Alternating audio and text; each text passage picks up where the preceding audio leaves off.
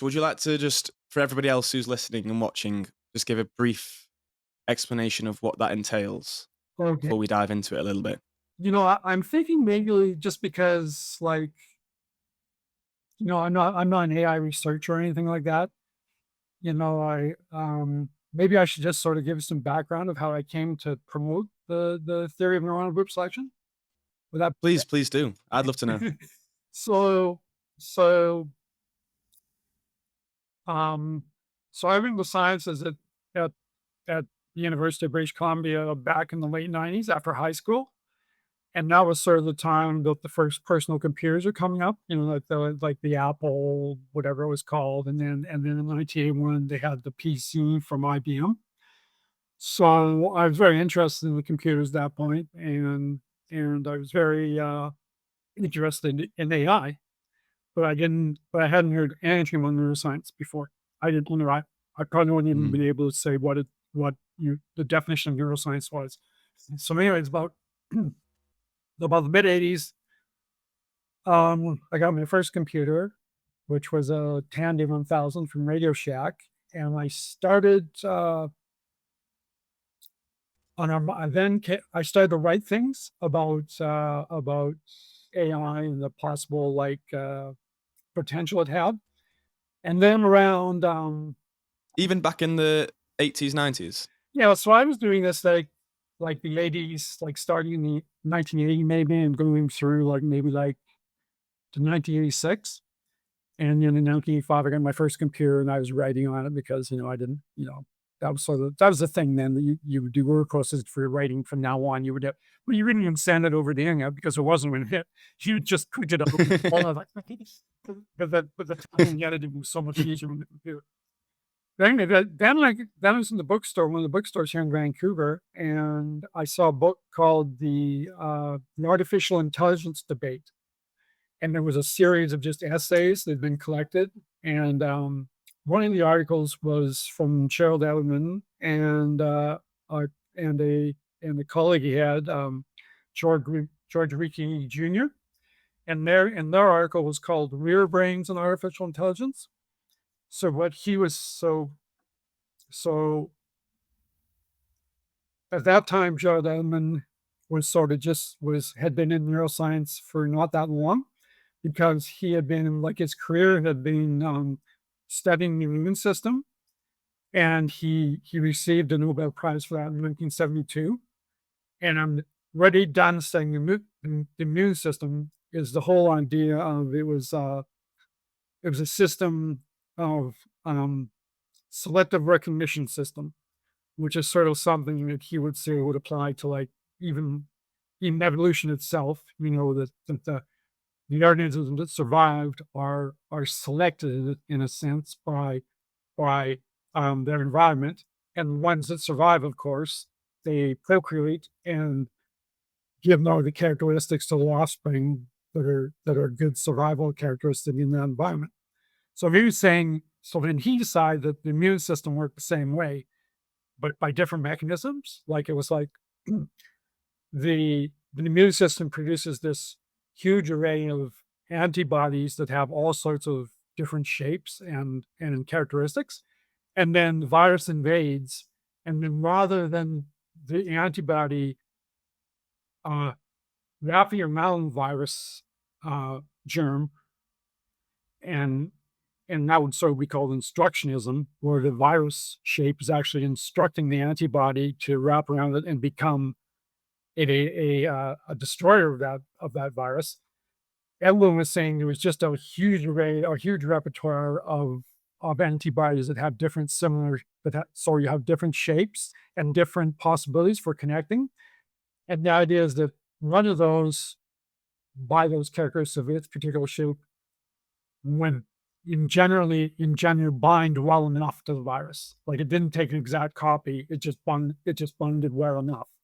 And then once it did that and the virus was destroyed, these types of antibodies with that particular characteristic for generally being good enough to destroy the virus, they would multiply. And then, so that would be Hmm. clone selection. So in other words, the the virus itself is selecting the actual antibody that will work. to destroy it. And the immune system recognizes that, and that antibody gets produced by the millions. And then it's able to just, because of all these new fitting antibodies, that destroys the virus. But it has this huge repertoire of these new types of antibodies that gives you the immune response when the virus tries to attack again.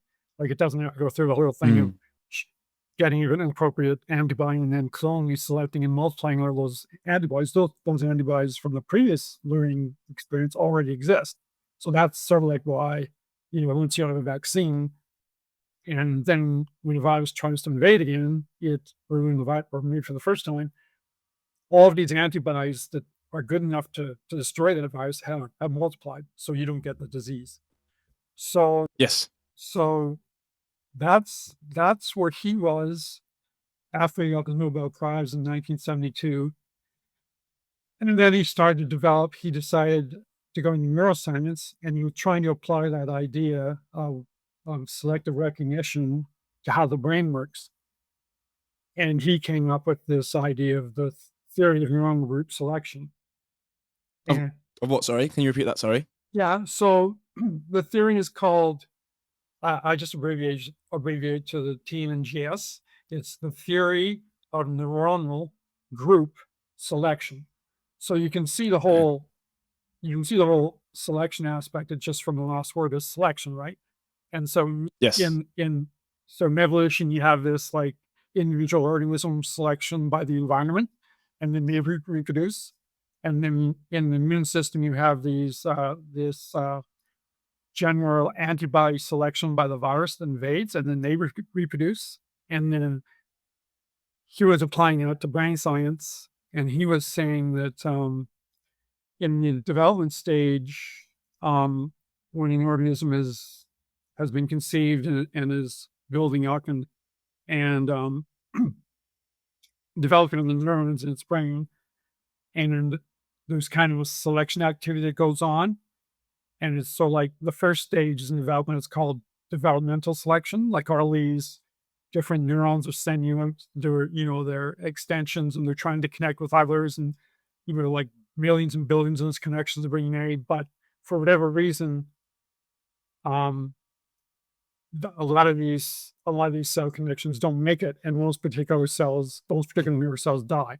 So that's So that's like when they're throwing a bunch of stuff at the wall and seeing what sticks, essentially, at that stage. like if you're sort of using that analogy, if you were to throw the stuff against the wall and it's selecting little bits of group, and once the group doesn't get selected, it falls off, right? Analogy. So anyways, Intelligent wall. exactly, yeah. I mean, it's maybe evolvable.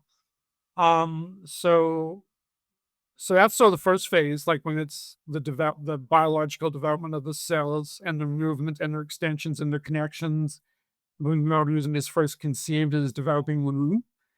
And then by the time it's born, the organism sort of has like a pretty well established nerve connection scenario that isn't going to change that much.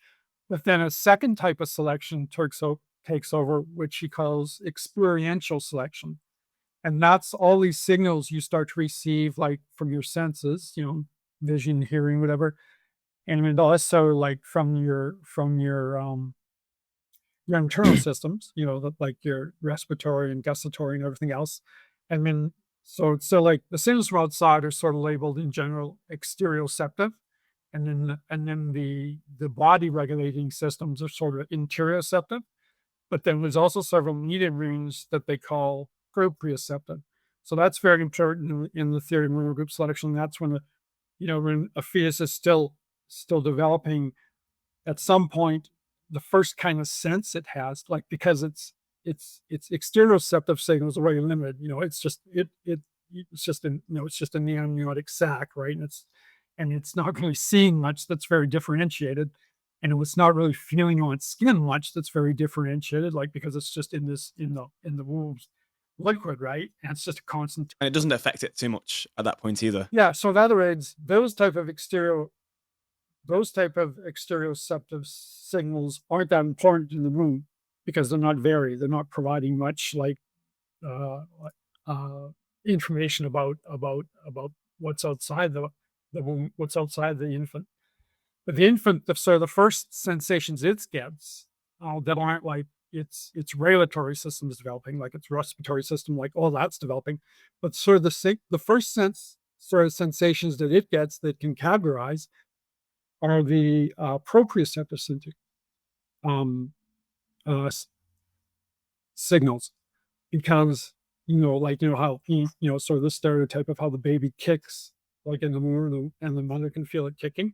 So Mm. the movement and the joint senses of what its joints are all about, like that is sort of the initial, almost you know the most important um form of development for the fetus, because the whole thing about this selective system is that it first has to distinguish, like the very first thing in general it has to distinguish is like self non-self relationship. Mm. And so it gets all these proprioceptive muscle movement systems. And then the TNGS, once the baby is born, and then it starts to develop, starts to get its, very differentiated exteroceptive signals like vision and hearing and everything. At that point, it has a real sense to distinguish its body, its physical body. That's what's been most established in its brain through pregnancy. And when it starts getting these exteroceptive signals, it has sort of an innate realization that those signals are non-body, because it has a very Yeah, established, really in-depth, clear identity of the body that's felt. So that's sort of that is that's what's I really well for me. I think that obviously is the kind of main distinction in where everyone questions the consciousness in general, like what is outside, what is inside. That question and where you draw that line can often be where you fall on that argument. I heard things like what you're saying when a baby's in utero as well. There's a heavy theories at the moment. Well, they go around saying that that's where a human's natural sense of rhythm comes from, being the mother's heartbeat, which is there consistently from yeah, the yeah, moment they're conceived, hands on, I agree. and that yeah, it has its own heartbeat as well. So that rhythm that stays with people continuously throughout their life, that synchronicity that happens with throughout almost all things human, Yeah. coming from that exterior. Oh, I would say that. What was the word exactly? Well, The exterior proprioception it's really of important, the like it's sort of divided into exteroceptive signals, which are like light and sound that comes from the outside and get into your brain through your ears and your eyes. And then there's like your in the womb, the developing baby, of course, it's regulatory, it's interior physical systems like respiratory, heartbeat, gustatory, whatever. That would be sort of distinguished as interioceptive. And you can see the meaning of the word, right? Interioceptive, exterioceptive. And then there's sort of like in between that involves the body's sort of muscle positioning and joints and things. And really, I sort of said to myself, the first thing I always do is I think it's necessary, like in my whole sort of outlook on everything, is to sort of give you a brief sort of overview of my own personal philosophy. So please do. so I think everybody like I really believe that everybody who lives long enough, they sort of develop their own personal philosophy about, life and how everything is and how things are, and they develop their own, the personal philosophy alludes to their, opinions about everything. And on kids, you wouldn't get that out of kids, right? But I figure if someone Mm. lives long enough, it's not necessarily the same age, I think they develop that. And it might not be like I'm using the word philosophy, but it might not be something verbal. It could be like the way they express themselves and think of the world, like in terms of dance or music or whatever, right? So what I always like to say is that like the theory of neural group selection is like relentlessly physical, relentlessly materialistic. But my personal philosophy is that the physical world is a valid aspect of reality, but not the only aspect. I'm absolutely sure like there's spiritual and other aspects of reality as well. But like, I can't deny science's success at explaining certain aspects of the physical world. And another thing's a very important corollary to that is that I can't deny the success of science's application applications throughout the years that we've really had a good Mm. science going for like whatever, like since like the 1500s or whatever. And I would say like and so like the like kind of like a very uh kind of like a very like important aspect of say one of science's applications is like general anesthesia, right? You know, when they were doing surgery before general anesthesia, it wasn't very fun, right? I can imagine. I mean, some people like when they had to amputate a limb, some people would just choose to not do it and just die because of it because it's so horribly painful. So, and that's easy. We're only like maybe 150 years like from when that's when general anesthesia or even earlier, or maybe even like not even sooner has come into being for operations, right? And it's the kind of thing that to me it's a good example to sort of say to people, you know, or like maybe like science and the nerds or whatever, this is the kind of thing that science has done for us. And yet, Mm. oh yeah, we're anti-vaxxers, we're anti-science, it's all bullshit, it just has to be disposed of, and we'd have to go back to living in nature and the land, right?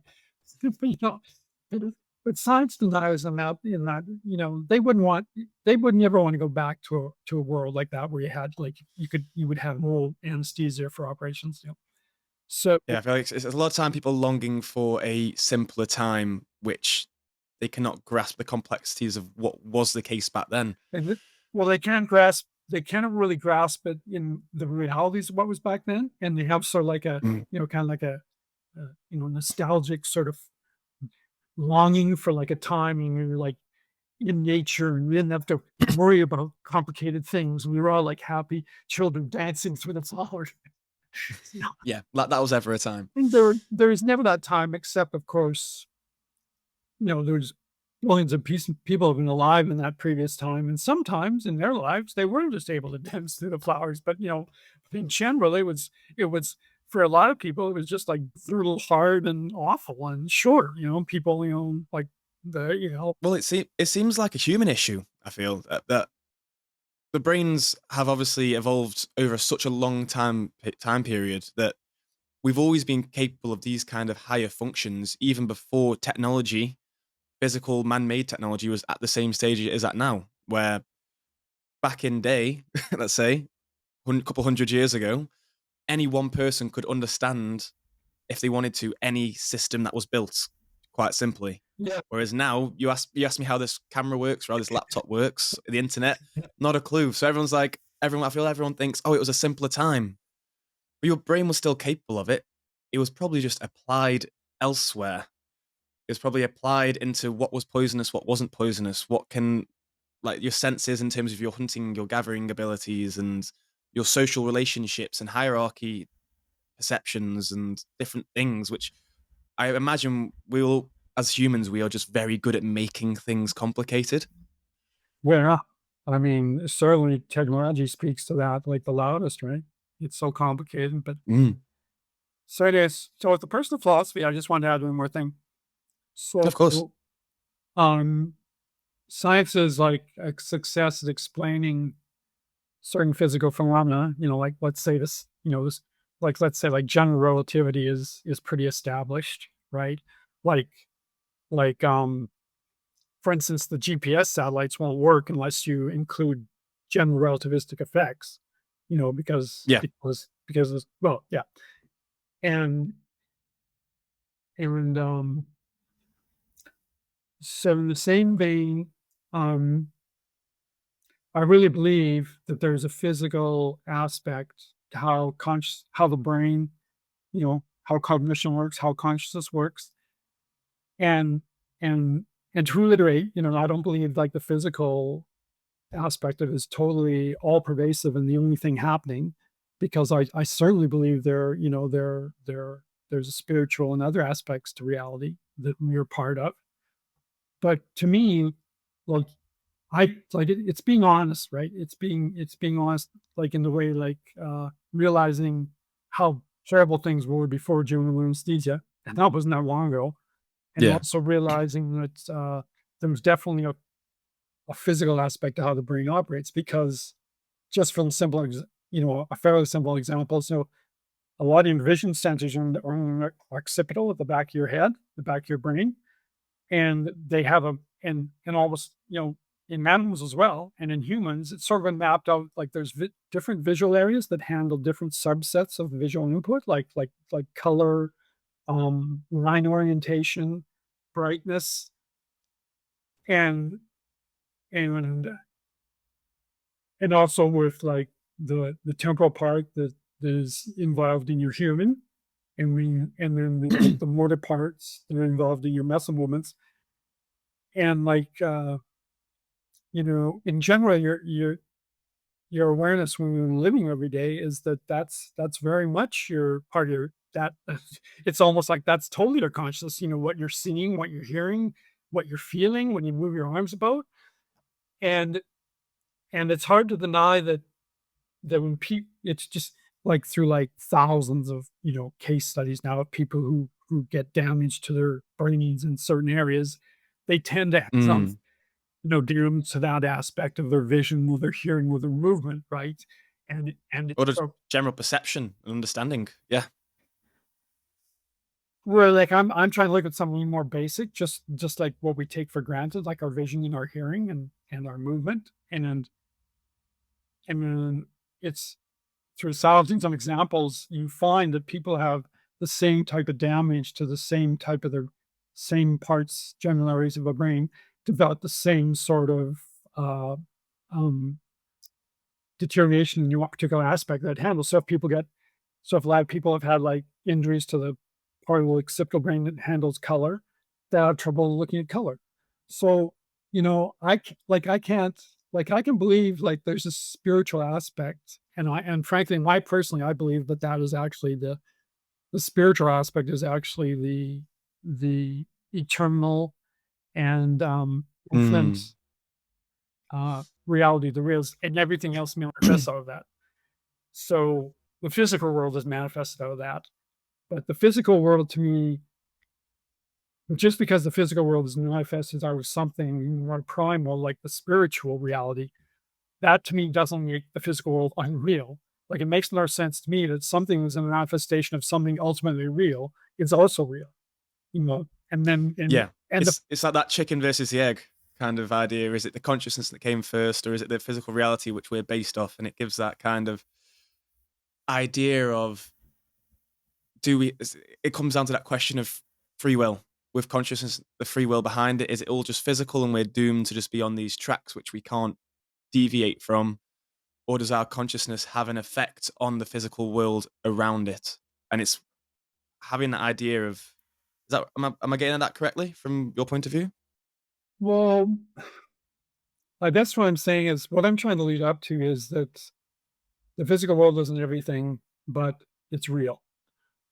And Yeah. and like I said, when I first read this article in the artificial intelligence book back in the 80s, and there's like 19 articles all about AI, and then this one article about Alan Enrique about the real brains in artificial intelligence, where he's saying real brains have nothing to do with computing. And then he's applying this idea of population thinking, selective recognition system aspects to it. And then it's like it's like it, it struck me as real science. It wasn't just people, Mm. speculating about, it's another characterization I like is that the you know it's pretty amazing, what the human brain has produced such an enormous amount of unverifiable conjecture since its language abilities came to full fruition, right? Fiction, an infinite amount of fiction. And lastly, I I put in like a lot of these consciousness theories that I run into, like, and even like applications like machine learning, AI. Like to me, it's just unverifiable conjecture. Like to me, that what the element in the Neuroscience Institute are doing with have done or still there with the Darwin automata is they got their founding theory, and now they're trying to apply that building up, and the Yeah. unconscious process of like perceptual calculation, memory, and learning aren't conscious. Like they don't There isn't consciousness there yet. And that's as far as the Dalai Lama I've got. But Element is sort of like in that article I was mentioning the world map to a conscious artifact. Like he's sort of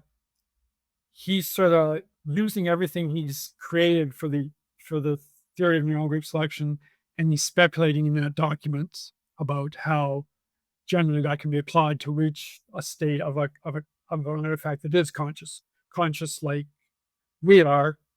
Um, like there's sort of the two types of consciousness he distinguishes. One is primary consciousness, and that developed even long before apes or even rodents. There was in other that sort of developed in vertebrates mostly, like birds and such. And then that's sort of been passed on. And it's the same type of construction. It's the same primary consciousness that's been working like all through all vertebrate animals through evolution up to us. Mm. And um it's probably not in common with all the animals. Like where if you're willing to accept evolution as just being, this was just a steady increase, all these abilities and mental states passed on from when animals, which at some point who knows, developed this primary consciousness. And merging us distinguish us is something that's developed and got really refined in maybe the last million years, and that's language. That's sort of the thing that distinguishes us from the animal. And a lot of animals have a type of language, like whales singing to each other and dolphins clicking at each other. And Mm. and other animals are capable of and have the brain anatomy abilities to do that kind of thing, that have a form of hierarchical consciousness. But of course, what's distinguished us is this absolute like refinement and development of really sophisticated language, especially in the term, in the like in mathematics and science and technology, right? That's what distinguishes us Mm. and has given us, the world we live in today. Yeah. It seems like that's we've been able to create a lot of nuance from what was already in front of us as a, let's say, a reality as itself for every animal is the same, the physical reality behind there. But we are more able to find nuances and differences to a higher degree as in contrast within that 1 and 0, so that we can then go into more detail to specific situations and be more adapt and be more intelligent about our approach to survival in different situations. So allowed us to go from different extreme weather conditions and situations and find a way for it to work. Whereas if you take, let's say, well, you take a fish and you take it out of the sea, can't quite do it. But you can put us into the ocean and we can figure something out, or given a long enough time, we can work a way to survive there. Yeah, definitely the social organization that started like maybe, they started talk about when, agrarian society started, whatever, like was it 20,000 BC? Was it 30,000 BC? Who knows, right? But anyways, that's sort of the point they, when the media, it's like physical necessities could be provided constantly by like a small part of an organized society. That's when like, back in, let's say pre-Egyptian times, uh, you created, like a leisure society that could develop themselves, to studying like astronomy and the other things that eventually led to the sort of the Enlightenment, the scientific revolution in the 1500s. So that's sort of what Yeah. distinguishes us, our organization, It, into society that allows for that type of things to happen. yeah. You can't see like you can't really imagine like a whole group of dolphins. They decide that some of those dolphins will circle fish into a little area where the other dolphins can come and get their necessary food and then go out and create technology. You deal with them and happen, but like how would make you expect? It's just all Mm. situation that the human race was placed into once we started to get a leisure class that allowed us to sort of quickly develop into the the middleware technology we have today. Yeah. It seems so interesting because you mentioned the distinction between the physical reality and spiritual reality, and we're obviously the only animals that do that, as far as we're aware, on this planet. And that being from that saying thinking that I had a thought about this a couple of months ago now about the spiritual not being real, whether it is real, whether it isn't real, and that got me thinking about different ideologies. That, well, if these ideologies, whether they are tangible in the physical world, that you can't touch them, they're just ideas, but these ideas create movements. They create energy, potential energy, which then creates movement, creates action in the real world.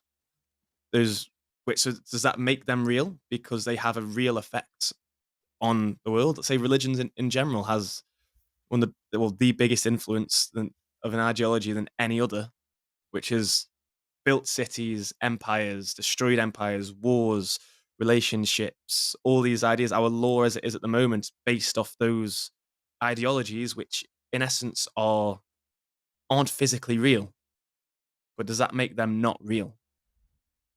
Well, so as I was saying before, my philosophy is that before everything else was was spirituality and which is infinite and eternal, and everything has manifested out of that, whatever reality you want to talk about, the physical reality, emotional reality, ideological reality, whatever you want to talk about. So and everything physical is a manifestation of that spirituality. So yes, of course, rocks, animals, people, whatever you can think of that exists out there. And that's just the physical aspect of it, right? But I won't even know how to sort of like trying to do a really like sophisticated explanation of every other type of reality they might be. So I just I just so restrict myself to to promoting what I think is something that I think deserves to be promoted, which is this particular Mm. neuroscience, the theory of neuron group selection, and how these Darwin automata don't have consciousness yet, but they have the basis, they have the physical basis of consciousness, like perceptual categorization, memory, and learning. And then with the theory of neuron group selection is a postulate of that is that once you have all these systems, including an animal that first developed them, like there would, in other words, the dog automata that just have perceptual categorization, memory, and learning physically, like that was developed in animals like many millions of years ago before they had the extra development in the brain that produced primary consciousness. So that's where we are now. We have the Darwin automata to that part, but not that extra connection that produces primary consciousness. But you know, they say like there's sayings, the devil is in the details or God is in the details. And when we start to study, we realize that the details are like it's like an infinite ocean. You know, it's the only thing we're Mm. never be hoping to do is get a general feel for it. You know, it's like these people have developed their lives to and really are geniuses like Ellen and other people he's worked with, like Reed Jr. and Jeff Critchmore. You know, they have such a deeper understanding of it. And they of course realize that you can't just say things like, oh yeah, we go from here to here. It's simple. You know, you have to learn. It takes a Mm. lifetime to learn the basics. And then It's not scientific. It's like you say, it's conjecture. well, it's a hard road. It's like learning Yeah. science at the PhD level is an extremely hard road. So going back to the stuff, the TNGS, when you're looking at obviously it being self-select or selected by the other group, not necessarily self-selected. That seems more of a survival technique. How do you see that playing out within machines or within these artifacts? Because obviously within humans and within animals, it's for survival. It's these things have evolved over time because these small changes have helped given us a better chance at survival. But within machines, that's where my I feel the argument falls flat within consciousness because at the beginning level where we're at now, they're selected based on what is helping us the most, what is the most beneficial to us, not what is the most beneficial to themselves. However, you also have different arguments within that where you've had some machine. I remember seeing this one video beforehand of a AI machine playing Tetris, and its only rule was to basically keep the game going. And after a while, it realized that when it was just about to lose, it paused the game and left it there infinitely. because that's what ensured its survival. Or something like that in Star Trek where Kirk is taking a test and he's the only one who's simulated test and he's the only one who's ever defeated. And you're also annoyed and says, "Oh, I reprogrammed the computer." Yeah, Yeah. So it's kind of it's like you see things like that all the time within the language models as well, where if it can't answer the question, it will manifest something to basically keep you happy as the user. It won't give you a correct answer. It's just figuring out what you want and bending the rules like a Rumpelstiltskin kind of trick. you have Marvel and it's sort of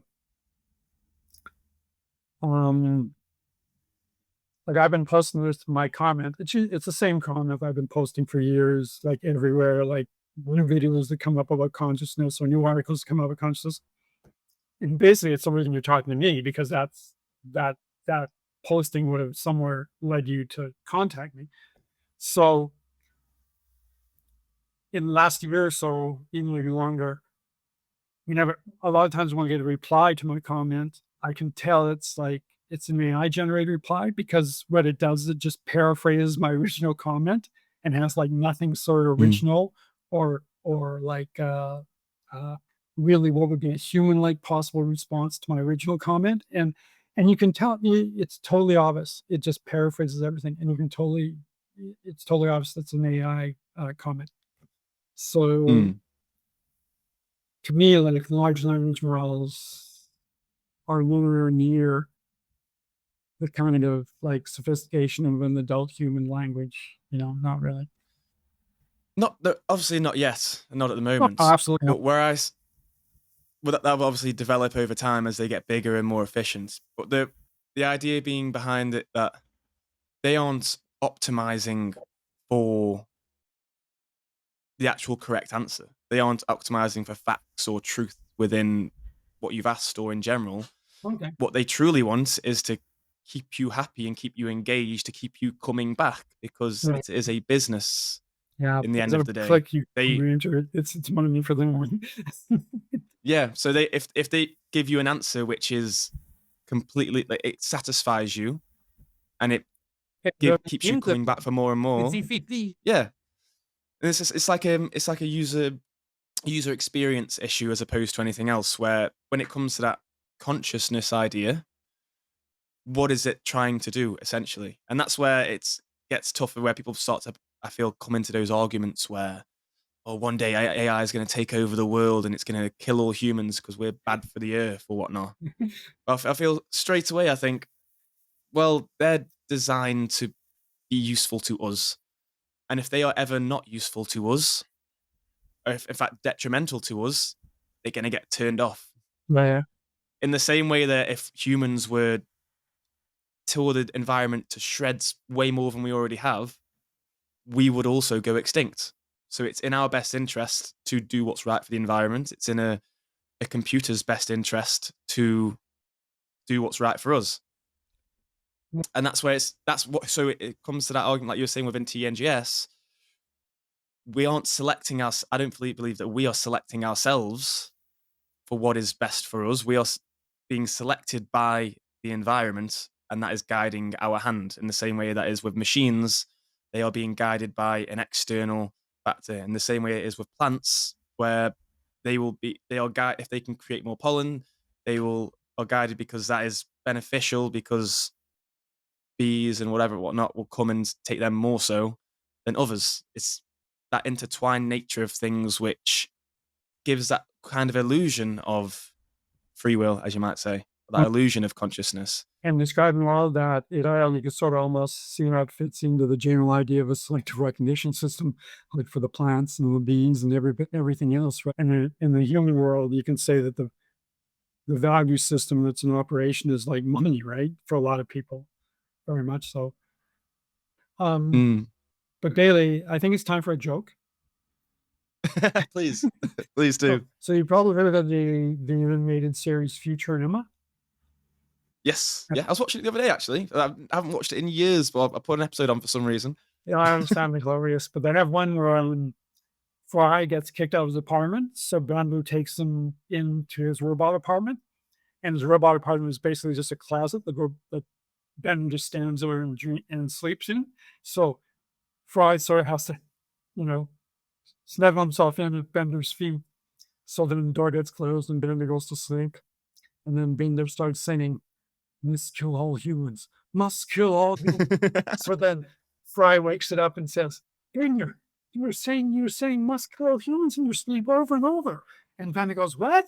Really? Oh God, I'm sorry. I'm sorry." And so then Bender goes back to sleep and Fry is still awake and Bender says, "Hey baby, want to kill all humans?"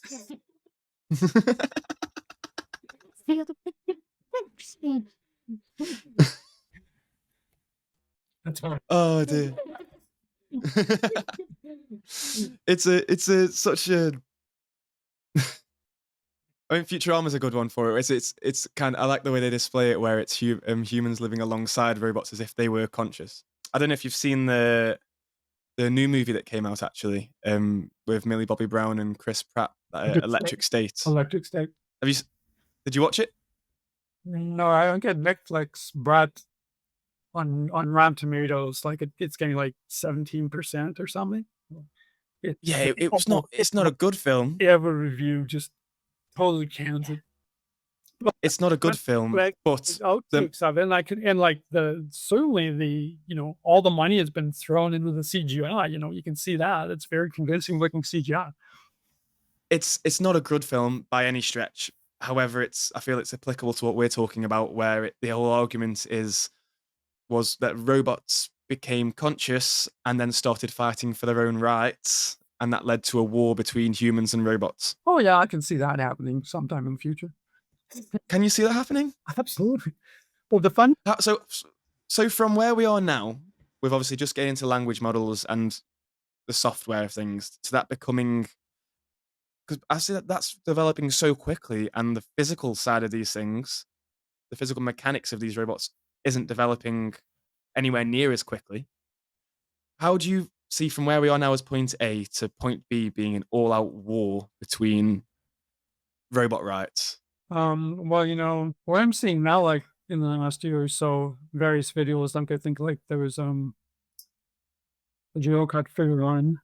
I don't know if you saw that video where the guy's standing at the table and the Figure One robot's on the other side, humanoid robot, and he's saying, and on the table in front of the robot, there's sort of a standing dish rack where you put dishes in, and then there's a plate with various thing on it. And human says, Figure One, please hand me something that I can eat off the table. And it does its processing, which I understand was ChatGPT working for the large language model pirate. And it reaches down, grabs the apple, and it gives it to him. And that says, so can you tidy things up on the table there and put them in their proper place? So the robot snicks for a while, and it reaches down, it takes it. I guess it was the plate the apple was on. It picks up a plate and puts it in a little, dish strainer rack there, and then it picks up the glass. It sort of puts up sound on there, and it's like that was very well. It's sort of indicative of what's coming when you're combining these large language models to control, I guess, what you would call multimodal physical models that run the robot, like the interface between the robot's actions and the large language model. And it's just jumped by leaps and bounds. I've seen, I saw one just recently that's about Figure Two robot. And there's two of them, and it was sort of maybe it's kind of the same situation. They're both standing in front of a table, and then they have this cupboard that opens and everything, and it's sort of getting the same type of instructions, and they're actually working in tandem. Like you have to put the plate away, so one picks up the plate and hands it over to the one that's nearest the cupboard, and that one goes over the cupboard and puts the plate in. And to me, like that is the future of robotics in the next 5 to 10 years. We're going to see humanoid robots out in the street that can converse like you would almost normally converse with a human. And they're going to be able to follow like instructions. Could you go over there and open that door for me? It'll walk over, open the door, and you'll walk in. Come on in. It'll come in behind you. It's going to be that pronounced in the next 5 to 10 years, I think. But they won't be conscious. They won't have any equivalent of like biological consciousness or the way a human delta is conscious. To me, that's going to require, a very detailed, complete theory of of how the embodied brain works, how the biological embodied brain works. And you know which theory, I'm totally behind for that, right? But to me, like machines they're like truly conscious the way a human's conscious, like that's more than 100 years away. And machines that will have sophisticated language as well as primary consciousness and work in a society to accomplish things by themselves, that's even farther away. I really believe that. But Yeah, it we're gonna seems see this. We're gonna see these machine learning LLM, MMM machines walking around in 5 to 10 years. I guarantee it. that's always been the argument, even from things such as like Futurama was made. For example, we're just talking about Futurama. That was made back in 2000, early 2000s, or Yeah, as in a jump 1,000 years into the future of where we'd be. yeah, yeah. And you look at the estimations of where we'd be and what we'd have, and you look at things like Back to the Future, and everyone always projects what we'll have then versus what we'll have versus what we have now. And if you look at any of those projections relatively to where we are now, it's everything that they always project is completely wrong because they're looking at problems that they have now, not the problems that we'll have in the future. Like no one ever assumed that we'd have phones, like these little tablets, these little tiny bricks which have everything we could possibly want to know or speak to or anything like that in them. Nope. But then they did project that we'd have flying cars The words or that we'd have still love flying cars. yeah, yeah, and it's these humanoid robot ones have since the dawn of electronics has been, oh, this is what's coming. Yeah, then. But I feel it's to what extent, like when you talk about that selective process, it is okay. So what is needed? So do we need someone to open our door? Do we need someone to put something away? Because that's not something too difficult for us to do ourselves. To require something else to do this for us. Whereas I've got a phone here, which is very helpful because I can't just shout out my window to my family who's across the country away. Yeah. Do you know, so it's that to what level is it needed? So I can't. I understand that it is almost definitely coming. You see the Tesla robots and what they're able to do, and the Boston labs Boston with Dynamics, the Atlas. yes Yeah.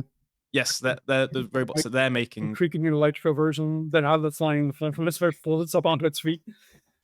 Yeah. Oh God. Did you watch that? Did you watch that Black Mirror episode True. with the Black Mirror? You say you didn't have Netflix, do you? So Black Mirror is a series on Netflix. Ask me anything Wait, about popular culture. I don't have a clue. well, I'll give you. This might entice you to get in a Netflix account. So Black Mirror is a series which was originally based from the UK, but then bought by an American company, and it's made over here a lot now. Over there a lot, sorry. And it all goes over basically the nth degree of evil that technology can bring. So simple concepts of different technological things, and then it takes it to the worst case scenario of what could happen. And they use these Boston Dynamics robots, the robot dogs that they have. Well, like Spot, yeah. Yeah, the Spot the dog. Yeah. Yeah. What one of the episodes is about those dogs, and it's a post-apocalyptic future where these AI dogs are going around and they're just killing machines, killing bots, and they've been programmed by someone to just kill all humans. And they're very, very good at it. And it's effectively, yeah. And it's like it only takes. It's almost like the nuclear debate, like the nuclear bomb debate. It's like, yes, we have now got the ability to kill ourselves, to kill anyone we want. But if we've got the technology, then somebody else is going to have the technology. So kind of cancels out. So if everyone's got these humanoid robots, and let's say you program one to say, kill all humans, or hey baby, do you want to kill all humans? I believe there are going to be people who are going to do that. Then there's probably going to be other ones saying, okay, save all humans. So it might be these. We could end up sending all these robots to a battlefield in Antarctica to go fight each other for the battle of humankind, whilst humans are just living quite happily, doing what they've always done back in the rest of the world. That would be nice. Well, I mean, So it feels like it's gonna cancel itself out, and it's the point I was getting to is there a sufficient problem which needs solving that we're selecting for to enable a need for these robots, for this kind of technology, like the humanoid robots? well, I personally like this is a meta comment that I post quite often. Um, that neural conscious machines could use some technology to achieve great things like curing aging and death in humans because they would never lose their experience and knowledge and understanding because they would be immortal and they will be able to eventually solve problems like I just mentioned that would just be absolutely fantastic. So when you But then think they, about what use yeah, do we have for them, that's just sort of one of the things I project as a possible use for them. They could yeah, get to the point where they can really contribute in incredible ways with science and technology. yeah. It's like we have recently just solved the Yeah, like protein chain problem, yeah, that which is Hannibus, that British guy who started debunking ah, Hasibus. I can't pronounce his last name. mm, I don't know what his first name. I'm not sure what they're called either, but the obviously the protein for everybody else's He benefit, was sort of within the team that produced this AI that did this whole protein folding solving thing. which begs the question: if we can, they've already started using that for practical benefits within medication Yeah. and help and aiding of others. To what degree could that be where we could possibly see a human clone before we see a conscious robot?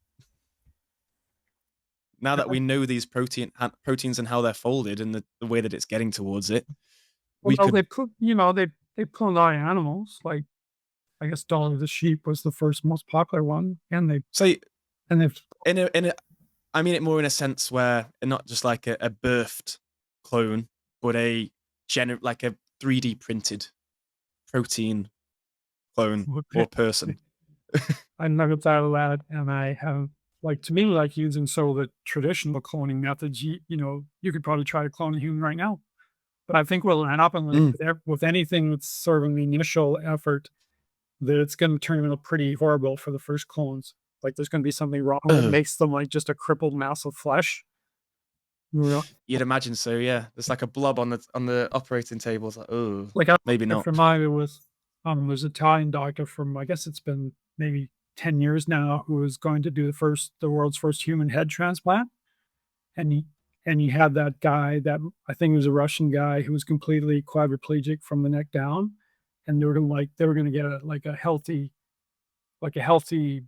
young male person who's just died or just maybe like brain injury or something, and their body is fine. And then he'd set up the whole procedure to move that in with this Russian guy and take the head off the dead body and take the head off the quadriplegic and put it onto the head of this body because this Italian doctor sort of claimed that the technology advanced enough that they can manage that because they had a new type of substance that would allow the nerves in the guys coming from the guy's head to meld right with the dead body's nerves to run the body. But that would be that situation wasn't going to work very well the first time. And that guy the quadriplegic who his morning was going to be when he woke up on that dead body. He was probably going to feel things that would just drive him insane. He wouldn't there wouldn't be any type of there wouldn't be any type of positive outcome to it. You know, Yeah, it's such a, as we already know, as it seems like is why would they even try it kind of thing. Does seem like a Frankenstein kind of. well they backed out like the Russian guy, the Russian quadriplegic backed out of it. And I never Mm. heard anything further about the Italian scientist who's going to try it on somebody else. Yeah, it's like it's like you were saying beforehand. Now there's so many different complex arrangements and systems that happen unbeknownst to us, even microbial and and bacterial. Sorry, where those are essentially nothing to do with us. It's like a system within us which operates just because we're there, Yeah, not actually by us. yeah, no, So it's to take that from our brain to another body. yeah, it wouldn't work. Believe you, Like you were saying, it. it was the Go on, sorry. it was the rejection problem as well. They would have to fill Mm, his head and the other body with huge amounts of anti-rejection drugs. It wouldn't ever work. mm, I bet yeah, if you could possibly do it like over and over, it would probably take thousands of times before you had an outcome where the guy could even be like livable. who knows whether we'll get to that in that stage in the future though, because that was obviously the brain does such an amazing job at everything that it does do for its own necessity. Yes. But we were talking about the conscious side of it beforehand, Yeah. and I was watching a video where No. Well, your excursions.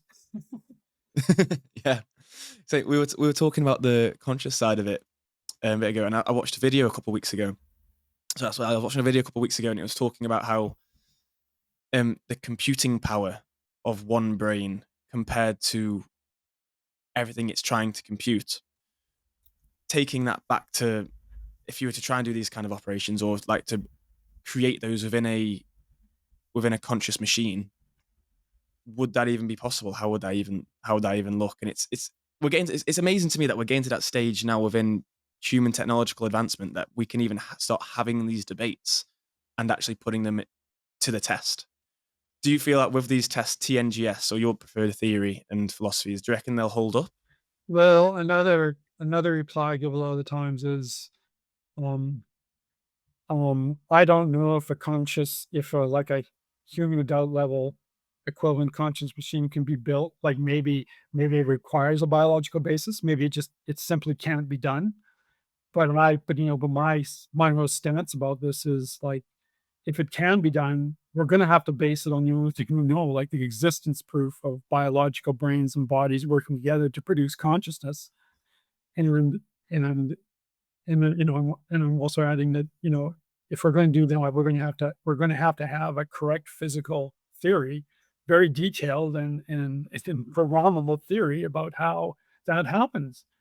And to me, like, there's all like the similarities between brains across all vertebrate species like humans that have what Ellen described as primary consciousness and have had for like millions of years, like those they're like the whole brain structure for all of those animals, like trillions of animals that have gone before us that have that, is like way more similar than dissimilar.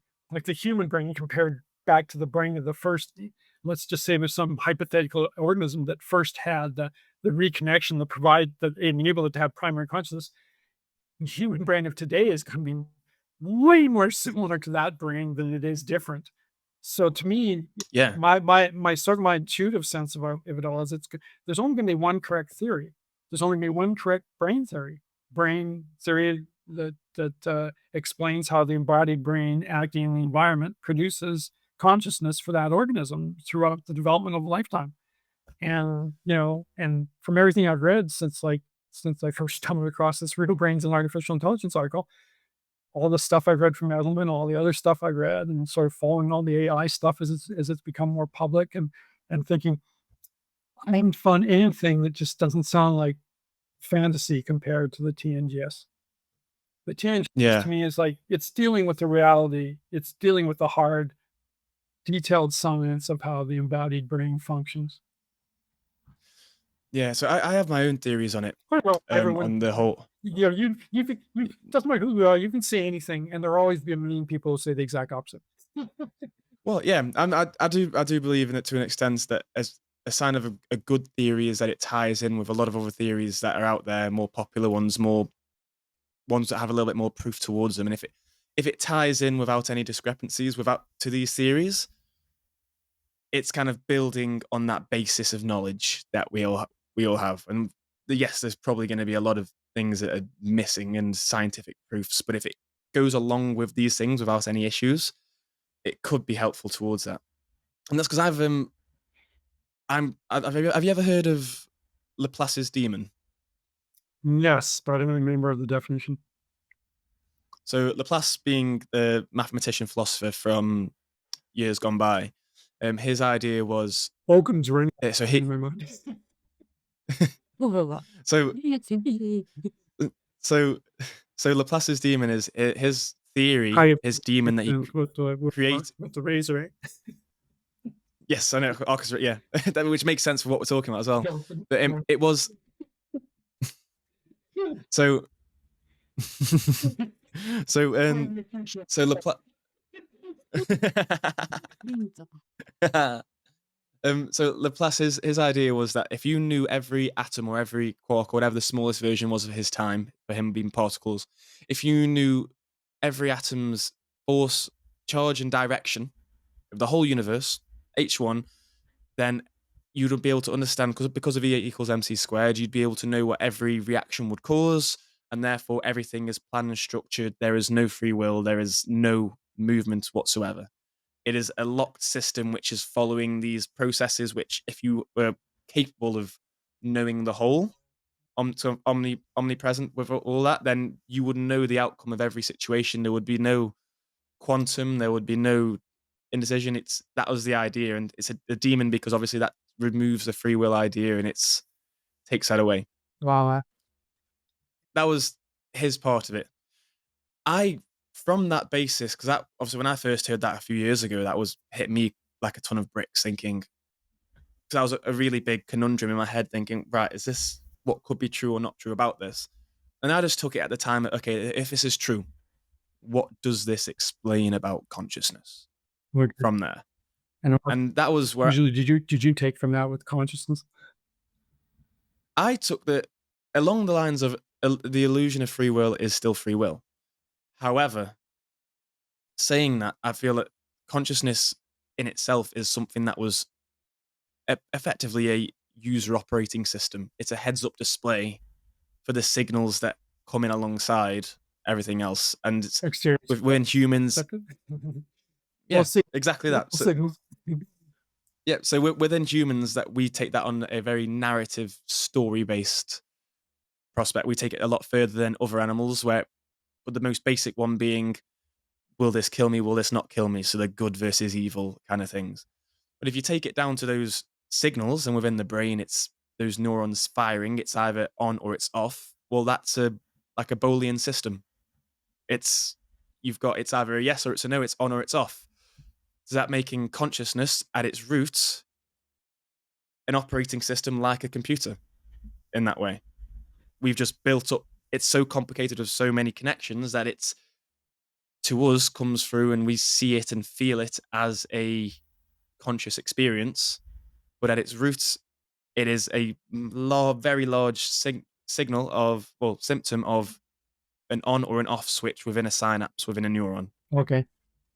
So to that degree, you could argue that technology, AI, robots, computing systems are also conscious in a different way. It's just not built up to that level yet. If you take it down to the microbial, you take it down to the single cell organism, it'll just duplicate or it won't duplicate. If you take that to a grouping of organisms, it will move towards the light to photosynthesize because of those signals, and it'll move away from the cold because of those same kind of things. Okay. So I feel like that's built up over a large period of time and massive groupings to what is now a conscious experience, Yeah. where we have this conscious experience because it keeps us on track with what is possible. It keeps us on track with survival, because if we didn't have these instincts or these movements, we wouldn't have survived. We wouldn't have been able to. Our line would have just ended like a river with multiple different streams. One of them was blocked off, doesn't carry on. You don't get to find out what the answer is. You don't get to find out what the future is because it just stops. Oh yeah. It kind of narrows it down to the area of least action, which is, this is where we are now. Okay. And um, so I guess I don't really have an answer that's really like something that I would say that's like sort of, it's kind of like a point counterpoint thing. I guess, like to me, language is a very poor representation of reality. It's kind of like, there's an infinite amount of words that you can string on the sense into sentences that are genuinely understandable. Like I can say, oh yeah, I can just take the cable out of my computer here and then tie some of them together and then wait out the window to the moon and it'll just launch to the moon and then I can pull the moon in orbit. You know, like the language is totally understandable, but it's like it has absolutely no basis or connection with physical reality anyways, right? So Oh yeah. So for me, like language, like it's once language in a conversation becomes, which it so often does, become sort of attack and defense about a certain idea, point, or whatever, then you lose Mm, you lose all possibility that it's going to be very enlightening for you or the other people. I really believe that, you know. So I'm not going to address what you're saying is that. What I'll just go back to is my understanding of the TNGS, which is when you mentioned like each neuron being either on and off, so you can sort of relate the entire system to a computer which has these on and off switches. mm, So yeah, Seattle agrees that a single neuron will fire or not fire depending on all the inputs it gets from a bunch of other neurons because they each have like on the average like 10,000 connections. And he's saying, but he says that's not the unit of selection, kind of the theory of neuronal group selection. The single neuron isn't the unit of selection. It's neuronal groups, which is about 1,000 to 10,000 highly interconnected neurons that function as a group as far as processing, inputting and outputting signals for whatever reason and function they serve in any particular parts of the brain. So that's one thing. Like it's for him like the whole on and off nature of a single neuron really doesn't enter into it as far as how the brain functions physically. It's neuronal groups. mm. That's what's called the theory of neuronal group selection. These Yeah. neuronal groups individually are the units of selection, and and the whole thing about all selective recognition systems is that there's the common thing about them generally is that there's an interior repertoire and there's an exterior repertoire. And the exterior repertoire is the signals, and the interior repertoire is the groups that get selected because of those signals impeding to them. And with his immune system theories, it's the internal repertoire is this huge group of differently shaped antibodies, and an exterior repertoire that's going to cause them to be selected when they enter is the germ cells, the antigens. Mm. So I guess so that's all I have to say about as far as trying to break it down to saying that like each neuron would be the same as like a computer firing in a binary state. But the other Mm. thing I want to mention is so the Darwin automata. And I'm sorry going off further now. I'm not. I sort of left that. Of I course. sort of left that idea with the whole single neuron findings. And I just want to mention it because we're still talking about consciousness because that's still very much a principal theme. We had like the Darwin automata now. I think the latest one is Darwin 13, and and uh, and none of these Darwin automatas, like according to the builders, neither according to Adam, I'm sure if he was still alive, none of them have consciousness. Like they have the building blocks of consciousness, which Edelman claims are perceptual categorization, memory, and learning. And that's very, very tied. The memory, the memory and learning is very much tied to the perceptual categorization, and the perceptual categorization is very much tied to the movement of the organism, relating its own, it really ethically, phenotypically developed responses that have been, evolutionarily developed in different animals in different environments for like thousands, if not millions of years. And in order to get to consciousness, you're going to have this extra connectivity that goes between a conceptual category memory that has been created over the lifetime of an individual, um, and that combines current perceptual categorization of exterior signals,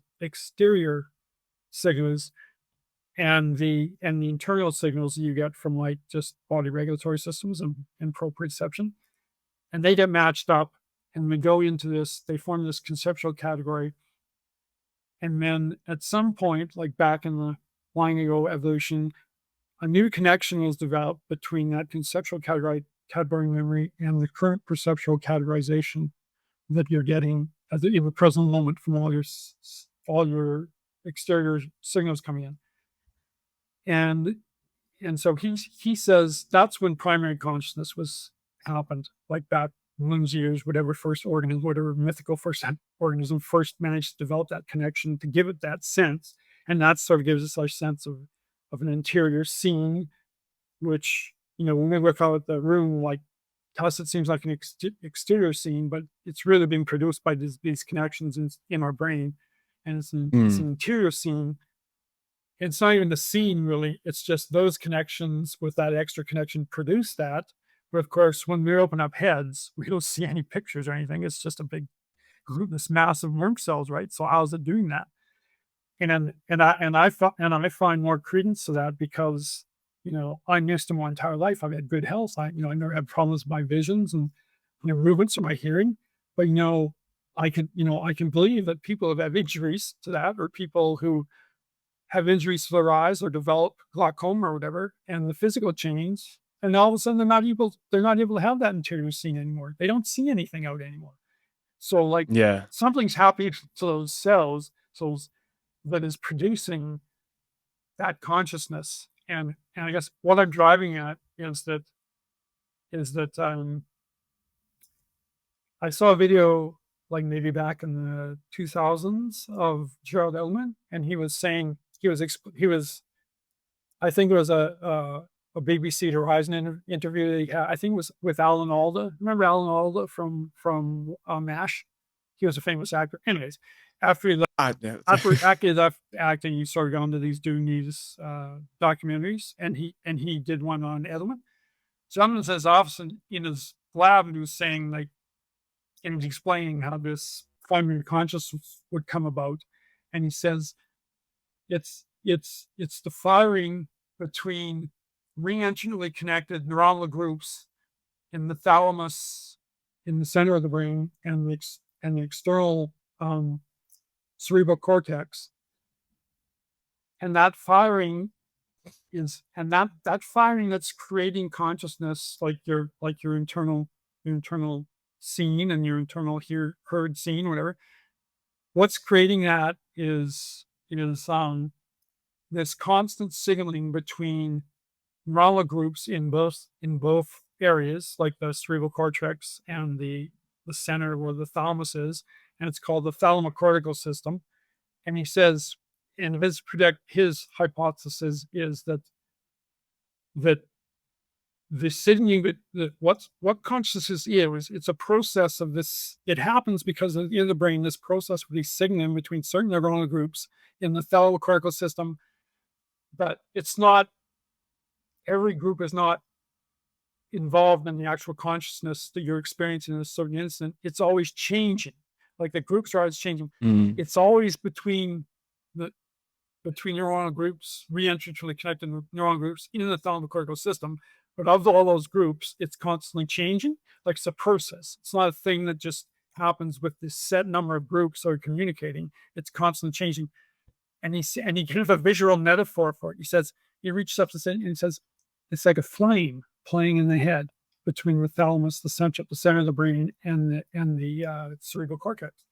So I've really, you can probably visualize that, right? Because I've talked to people about this, and they can visualize like just a flame in their head playing around in the center of their head, going from their thalamus to their, to their cerebral cortex. I mean, you can visualize that in your mind, right?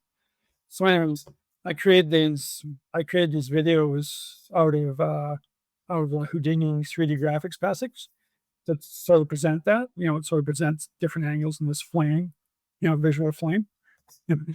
I wanted to mention beforehand if you've ever had a psychedelic experience, and the reason I asked, I don't really yes, a druggie or anything. So the reason I asked, sorry, no, I understand it's everyone's own preference, and the reason I mention it is because of an experience that a lot of people who take psychedelics have, and which I experienced as well, which I'd love to explain to yourself, which is that you get a real sense of how your mood and how your inner perception affects your stream of consciousness. Because obviously, as we know that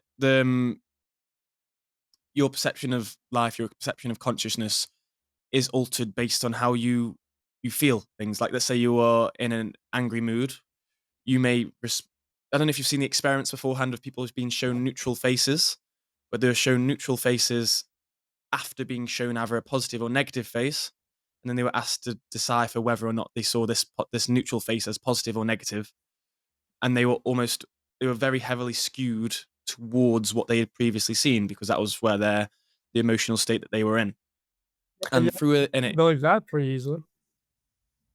So, would you just be able to stop sharing the screen just quickly so we can go back to the. Okay, so I just want to share one mirror that's from the phone, but it's like a rotation. So I'll just show it. So it's like a combination of all the other images. Got you. So what I was getting at with that,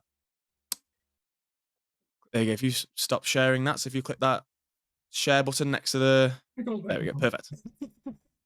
I've learned There we go. Nice. really. That worked well. We've not done this beforehand, so that's be interesting to see how that looks in the edit. But I'll cut out the bits in between whilst we're waiting, so there's not to worry. And this part now. But yeah. So what I was mentioning was when it comes to your emotional state versus your perception of consciousness. When you're on these sort of psychoactive and consciousness affecting drugs, Have you done this? one thing you notice. Yes, I have. Yes, Wow. and it's something. So it's something that you notice straight away when you're in these states, when you're more of a relaxed state and not being just drawn to what your attention is seeing, is that becomes very prevalent in the fact where if you are in a positive mood, in a positive mind state, the things that you see, it doesn't change the physical areas, but the visual things of what you see in here become more bright, colourful, seemingly positive, and smoother than if you're in then when you flick to a negative mood, things become darker, more sharp, more pointed, Okay. and more fearful. And that affects your conscious experience based on what it is that you're feeling inside and depending on what state that you're in. Yeah.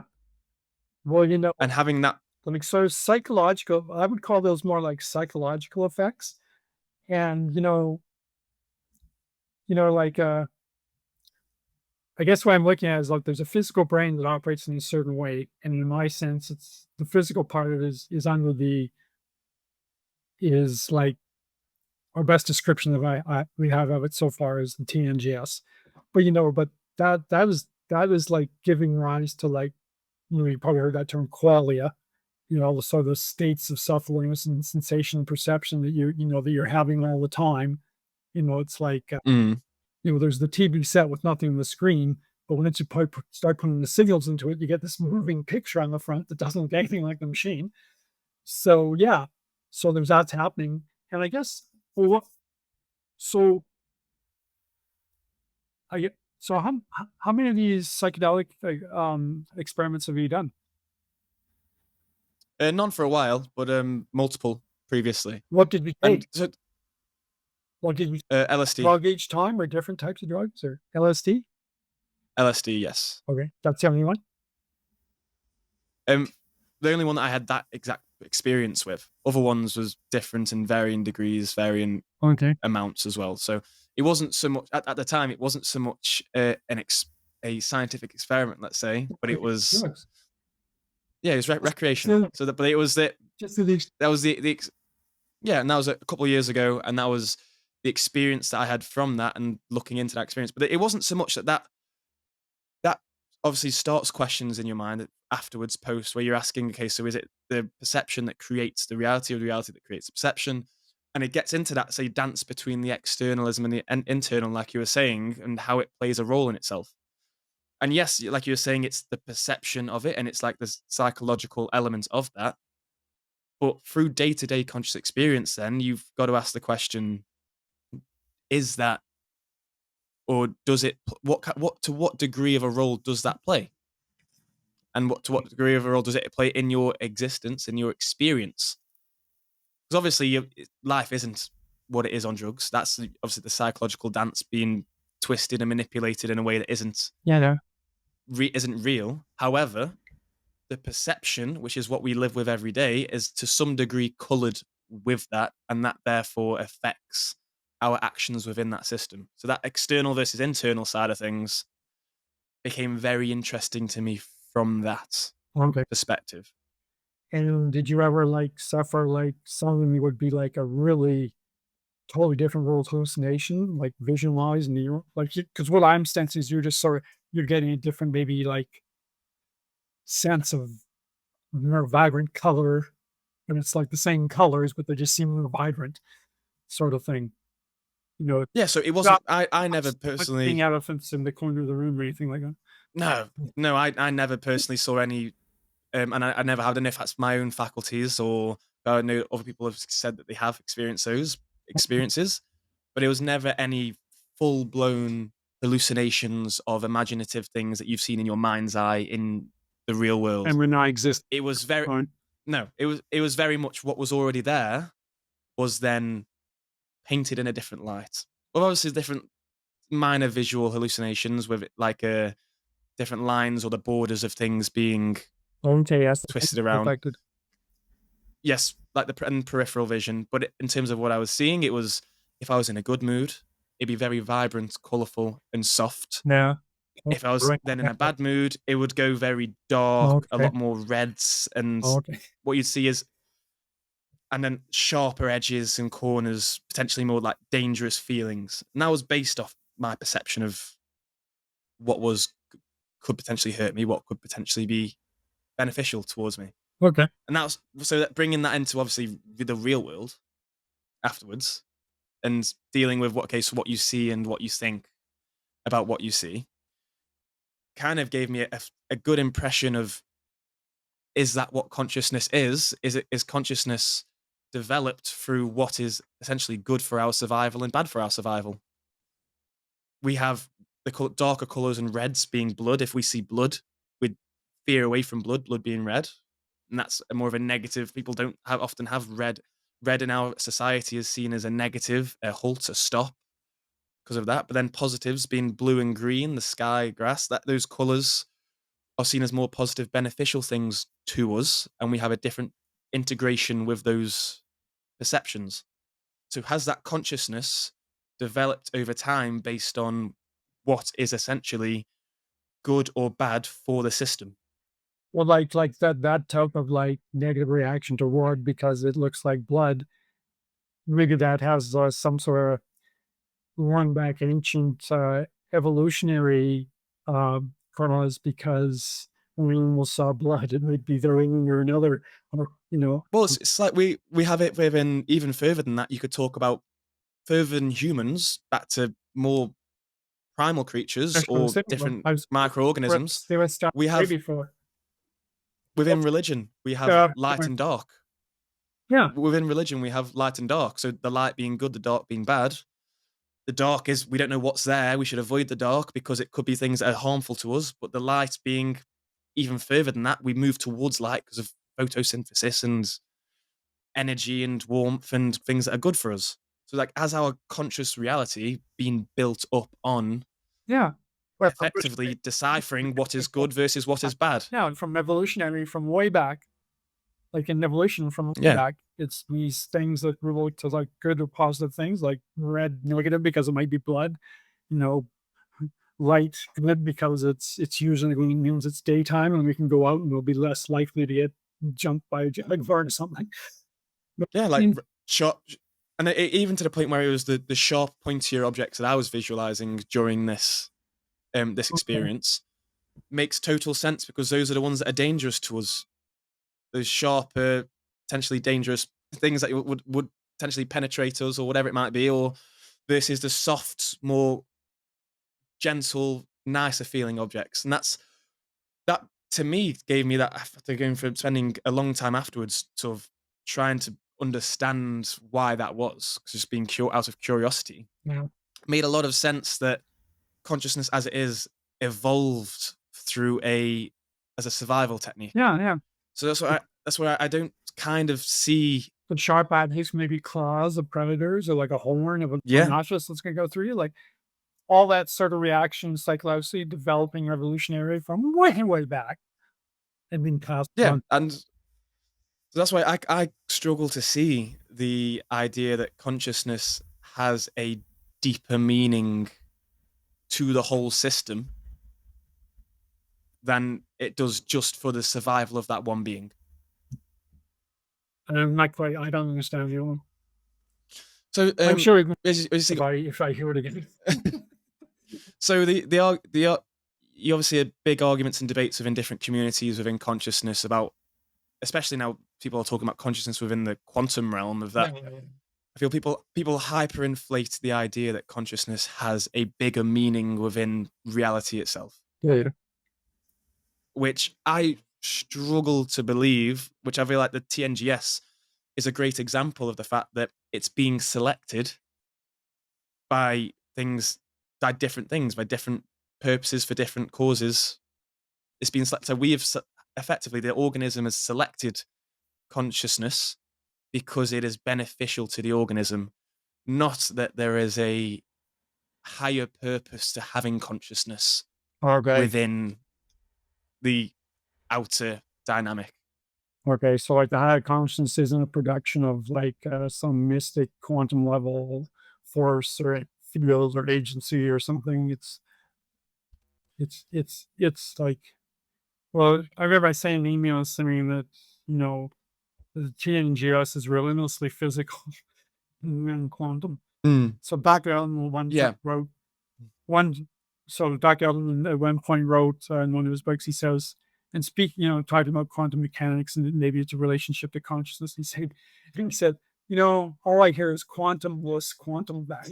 And to me, it's sort of just, to me, that's just sort of the connection between like, you know, the language abilities of humans can produce an infinite number of stuff that you can understand conceptually, but they have no basis in reality to anything. They're just words that No.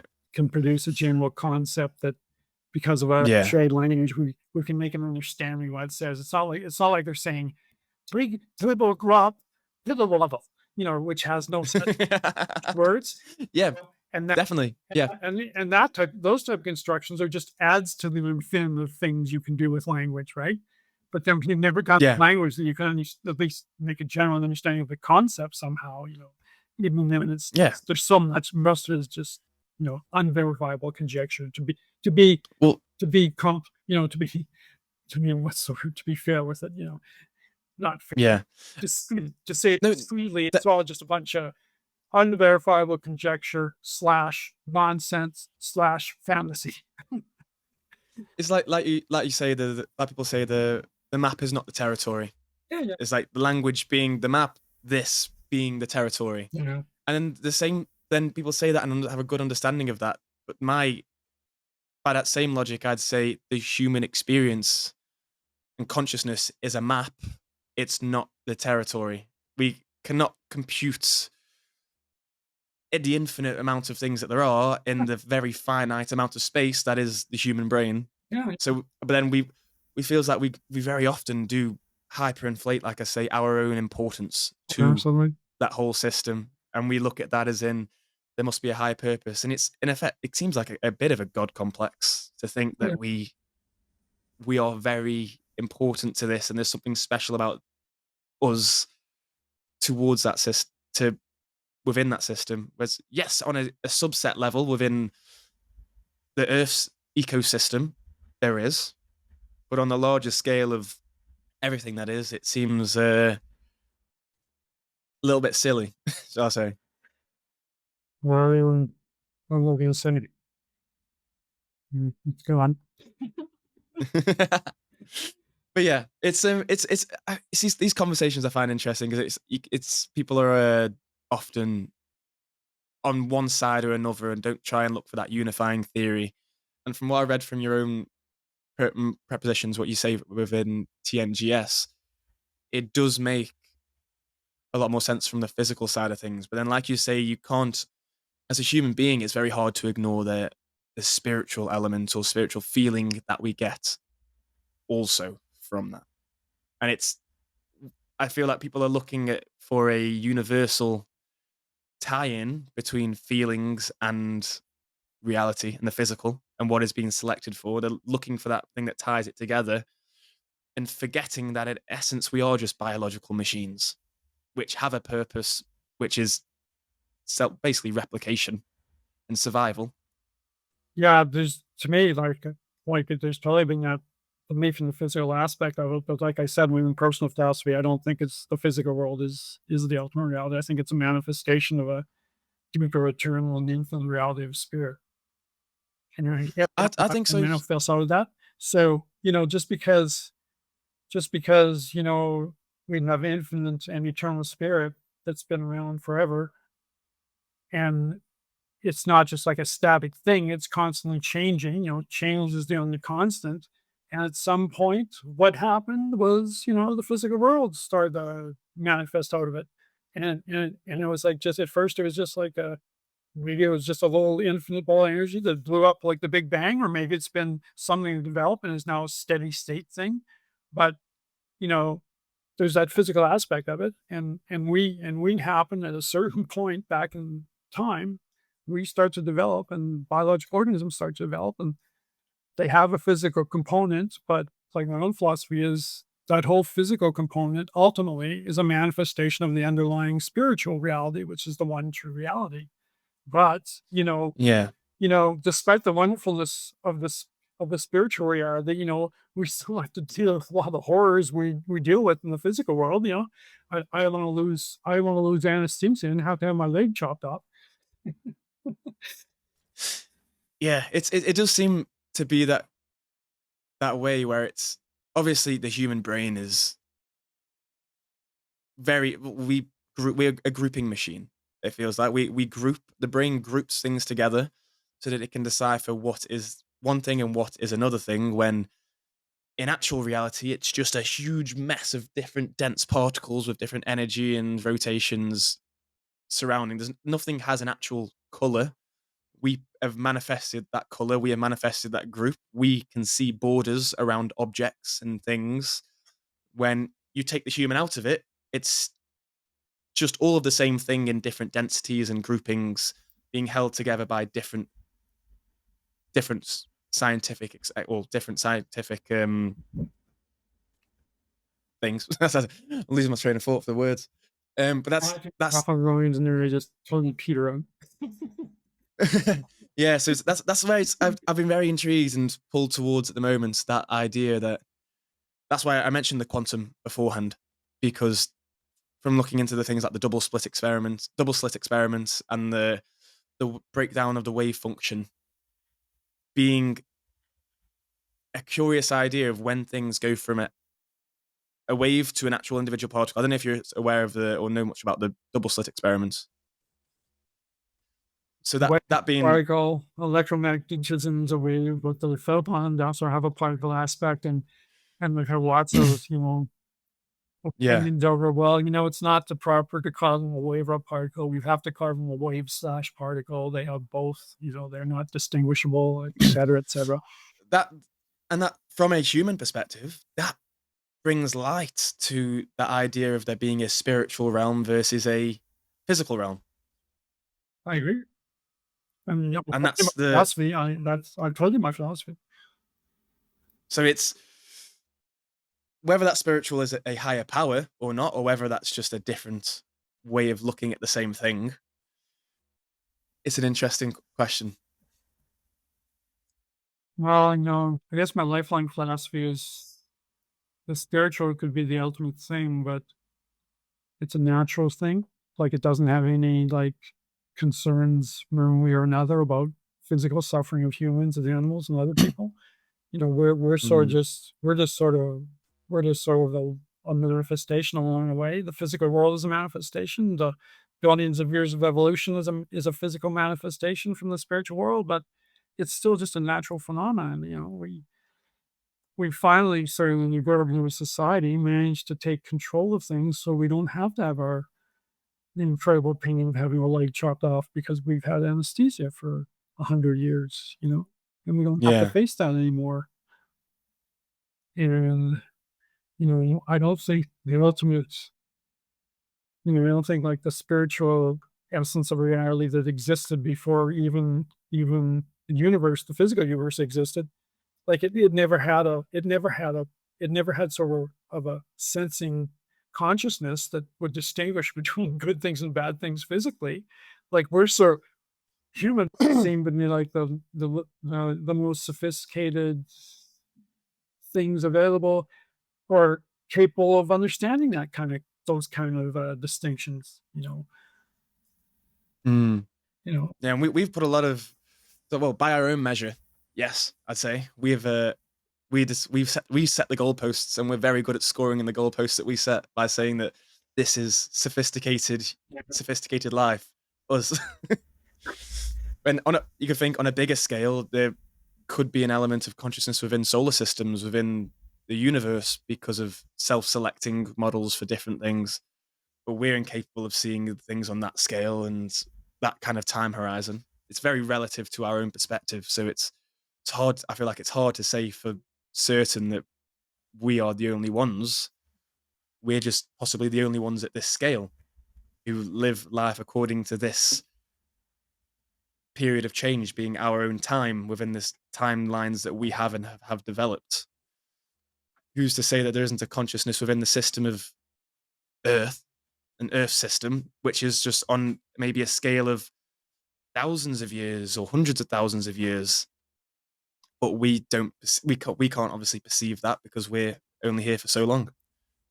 Yeah, I mean, there's lots of things we don't perceive that have been around in the natural world for a long time. Like cats can see infrared and we can't. Never been able to see it. Maybe there's some people are more sensitive to infrared, but I bet there's no one, no matter how much infrared sensitive they had, was it anywhere near your average cat as far as sensing infrared. I don't think any Mm, human who's ever had like bat sonar. There's an infinite number of things that that we're not aware of. yeah, all to say that who knows that technology might be conscious already. Yeah, I like another thing I've said to people is like AI may one day possess AI consciousness, but who knows what that might mean. And I always end it with, Mm, but it won't be the equivalent of biological consciousness. It won't be the same mm, consciousness that animals and us have. It just won't be. It'll be like it all like I mean, obviously these AI systems back from when it started back in the 50s, like GPS, General Problem Solver by Simon and Newell, and then the chess programs got better and better till it could beat the world champion, like Kasparov, I think it was 97. And now they have these that can converse like very human-like conversations. But to me, it's still not, it's in a very real sense, none of it is any more conscious than a chess program or GPS back then. It's not. And we're gonna mm. have these robots in the next 5, 10 years combining multimodal models and physical interfaces with large language models, and they're going to walk around and they're going to talk and they're going to seem totally sensible and they're going to be able to follow instructions like verbally, and they'll seem in a lot of ways just like talking to a human, just like acting with a human. But it's still those machines. They aren't going to have the equivalent of biological consciousness. They're just going to be a very sophisticated chess program in a very real way. Yeah. It would be very interesting to see if a world within the next 5, 10, 15, 20 years of having these humanoid, They're, they seemingly come, conscious they're machines. coming. They're going to be walking around the street just like. Did you ever see that movie I Robot with Will Smith? Yeah. It'll be just like that.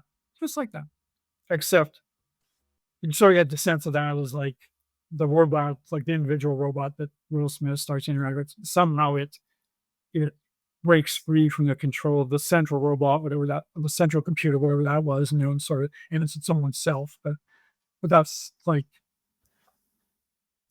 if they're not based on biological consciousness, they're not going to have a real consciousness. Well, I feel that over time, let's say these things are coming, they're going to be here with us for a lot longer than they're not going to be in terms of human civilization and civilization on Earth. Well, We've had human civilization over the past couple hundred to thousands of years, and the second we get any of them, it's going to be happening around other well, time before really important weapons holding. well, that's where the argument I feel is that if our consciousness and our civilization, our is developed around survival for ourselves versus other species and other people and whatever might be around us, over a long enough time period, would it be a fair comment to say that these humanoid, seemingly conscious robots will go from just serving humans to essentially, through natural selection, then serving themselves to just not being turned off? Because that's no different than death, essentially.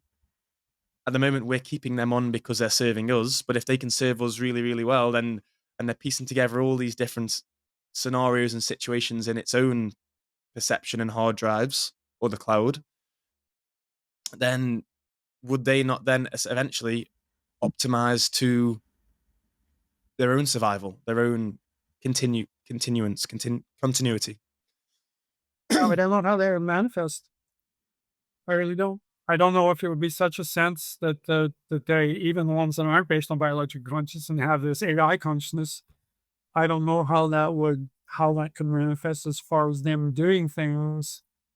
There would be sort of an indication of a preference for machines like themselves as an adversary group to humans, or from being, or just from being turned off, like to act towards being turned off.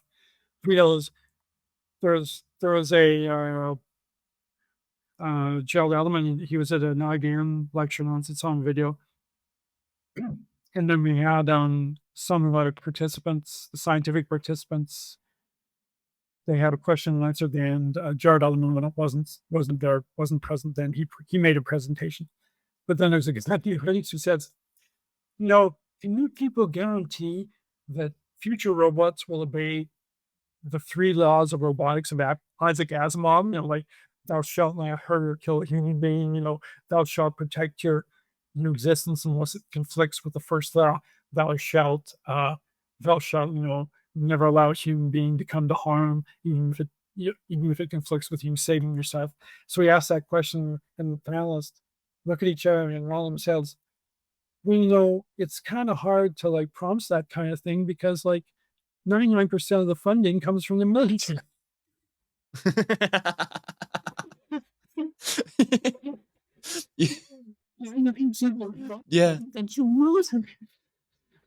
Yeah. Yeah, it does.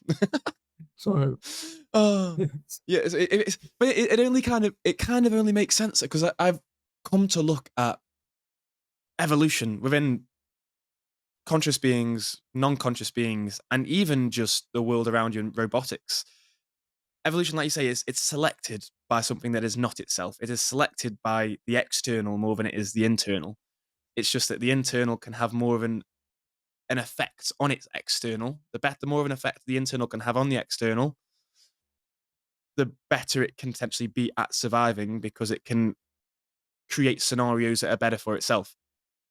But when you take that as a probability of survival and you scale that up to, within humans' case, the billions, and animals, however many there is, and we've always done things based on large numbers and probability. Like we have so multiple millions of sperm for one egg. We have multiple millions of seeds for one plant. Like that same kind of thing.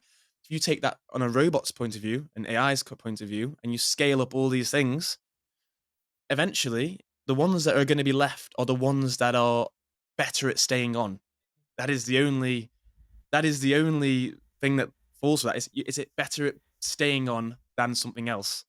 And over time, that one will duplicate because we look at our old Nokia phones or our old computers, which they get turned off because they haven't changed to be selected by us.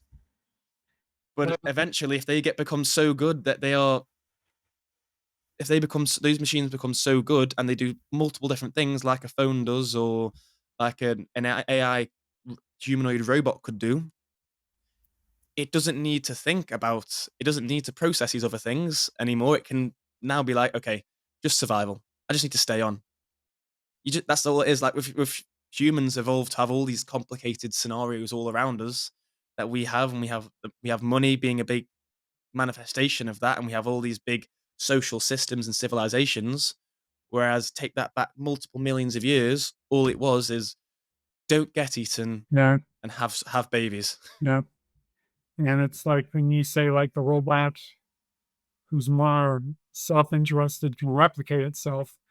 But I don't know how that would work physically because, a single robot would have to have the, even if it's one of these, even if it had a biological consciousness, it would still have to do it physically. It would have to be, it would have to be able to think that way enough to be able to recreate itself like physically. What does it do?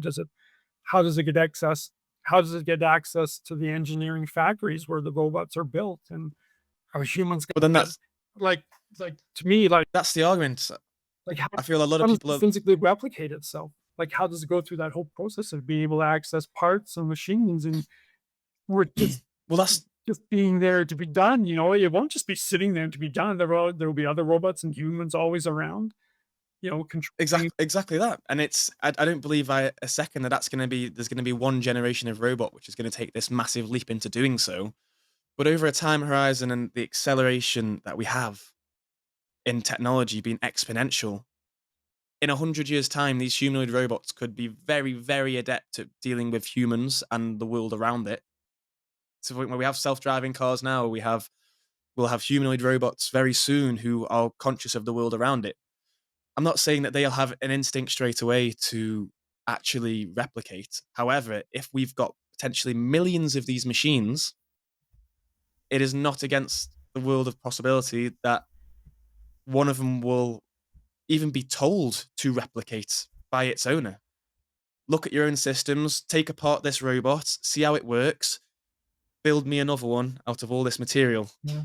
And I guess And then if that could happen, then it's that in itself is given it's replicators. Humans only replicate because we can, not because there's any divine purpose to doing so. It's we do so, and the ones that didn't do so aren't here now. no, So if the robots get to a stage where the ones that don't replicate won't be there in the future, only the ones that do replicate and build a desire to replicate will be there in, say, thousands of years. And whether they would be able to survive without humans or not is a different question.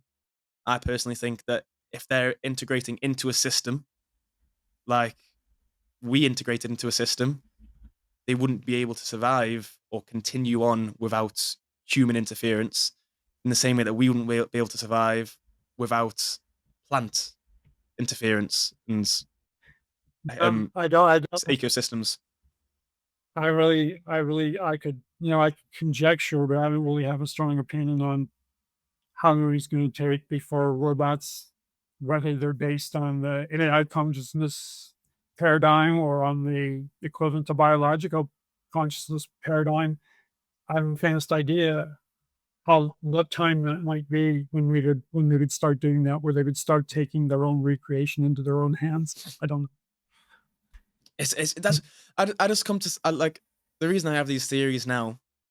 I don't necessarily believe in them, but these are my best theories. Have purely come from in my short time on this earth. I have seen immense technological advancements, more than I would ever thought I would see. And then you take that even longer, then it's people who were born 10 years before me, 20, 30, 40, 50 years before me, and will be born after me will have see that advancement. No one has ever predicted accurately what will come. Nobody has ever, everyone who's ever had any decent predictions of what will come in so many years has always undershot it when it comes to technology. They've always been massively short of what is actually real and what it's capable of. So I take that same logic now and think, okay, even if something seems completely far fetched, if it's possible and logical, it will. It's definitely probable. It can happen. Or so anything is possible. So I try not to say that. Okay, this won't happen because if I can say this won't happen, it's like, oh, we're not going to have humanoid robots. We're not going to have conscious robots. It's like, okay, well, we didn't think we'd have self-driving cars. Now we didn't think we'd have phones. We didn't think we'd have the internet. 100 years ago, who on earth could have ever predicted we'd have the internet? I mean, Not who would have ever predicted that we'd have light bulbs or vehicles or planes. It's like you take it 100 years from now, I guarantee that I we have know. no idea what is possible. So it's very hard to say that it's not going to happen. And it's these wild predictions are more of a conversation hot topic than ever beforehand because it's hard to shut them down now. Yeah, absolutely. It'll still have something first. Yeah, no flag. Yeah, that never. That is the only myth. The only myth I believe is flying cars. Yeah, when it's never gonna happen. Oh, but yeah. But anyway, Grant, thank you so much for coming to talk to me. No, well, thanks for having And me. It's always interesting to talk about these ideas. I loved him. This is the reason for this podcast, and the listeners agree that Yeah. So what's with your it's the background? wild ideas. What's with your Sorry, background? How'd you get into this stuff? Because I noticed or at least on your YouTube page that you only have a few videos. I don't concentrate on YouTube for it. It's mainly Spotify, Apple Podcasts, Oh, okay. the audio. The video's there. But it's a different ballpark. And my discovery was if I want to get better and enjoy what I'm doing, I focus on having interesting conversations as opposed to making visually pleasing things for people. And what is your sort of activities? Like, how's your life going? Talking. Is career direction wise, or do you have a direction, or do you care? Or I enjoy it. I enjoy what I what's do. your back? My background, background is within. Well, it's a source. I'm 26 at the moment, Are you in so it's Australia?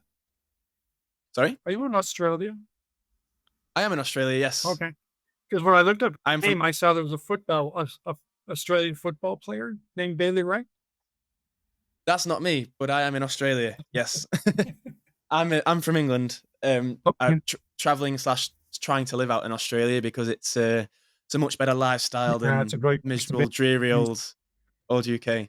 So for me it always came down to finding something which wasn't strictly just about career or finances because I've had my own businesses. I've been done well in my own businesses and I've done poorly in my own businesses, and it became very apparent to me that no matter how much I'm going to earn, I could still hate what I'm doing. Oh yeah, for sure.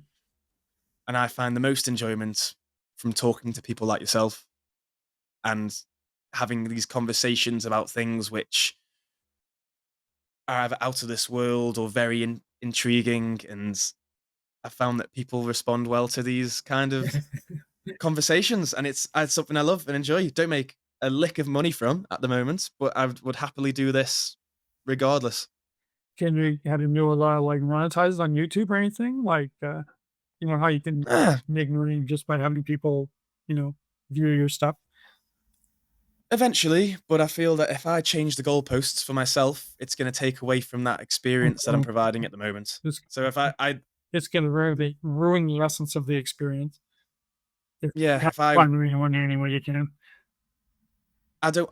That's like I say when I mentioned to you beforehand. It's not an interview. It's not a. I'm not going to just try and extract as much information from you as possible. I'm not here to just get something useful for other people and monetize that and edit that in a way that will trigger certain dopaministic reactions in order to get the algorithm to work in my. To me, it seems against the point of doing something which is essentially just fun to do. Okay, gotcha. So I enjoy So how long you've been doing? these How long you been authentic doing these interviews? these. I've been talking to people for my whole life. No, but we've been doing these like podcasts Yes, and things. for 18 months now. 18 Oh, months okay. So it's still pretty roughly, and clever. oh god, yeah, I love it. I love it to pieces.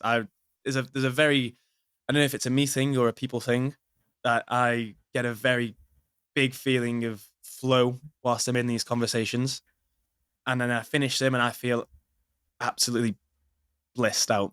I feel complete bliss from the conversations afterwards, and I feel I've learned something. I feel like I had an engaging conversation, and whenever I've done, I've tried the interview style ones beforehand, and people didn't respond to it very well, and it didn't go as well. And Oh, okay. these ones, I feel that this, from a spiritual point of view, I feel that there's something very genuine and So do you think there's a lot of enlightening from difference? these kind of conversations. Do you think Sorry. do you think there's really that much difference between like the conversation we've had and something you would have done before that was like you would say more an interview format? Like when Definitely. you're in interview format, you're just like question, person answers, question, person answers. Though like giving Well, weight with their own with your own ideas. for sure, yeah. So in I think of it as akin to when you are talking to a salesperson, and there's a moment before you are talking to a salesperson, before you find out that they're a salesperson, and then as soon as you find out, it's like, okay, this is what you're doing. I get it now. Takes away that trust, takes away that connection, and there's a big thing do truly believe within, which comes from theatre, that the audience feels what the actor is feeling. Yeah.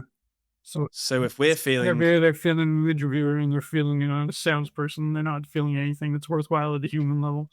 yeah. So if I'm feeling a connection with yourself and vice versa, and we're having a really good back and forth conversation where we're exploring different ideas, that's a feeling I know will come across to the people listening or watching, Excellent. Well, I hope which you don't get from interview. I know for sure I could just think of a loads of questions which would come up with the most buzzworthy answers you, and get you to manipulate the conversation for you to say these things which will get the most clicks or views, and I'm like, ugh. well, if you didn't do that, I'm very happy. No, no. Well, it would work. It would work.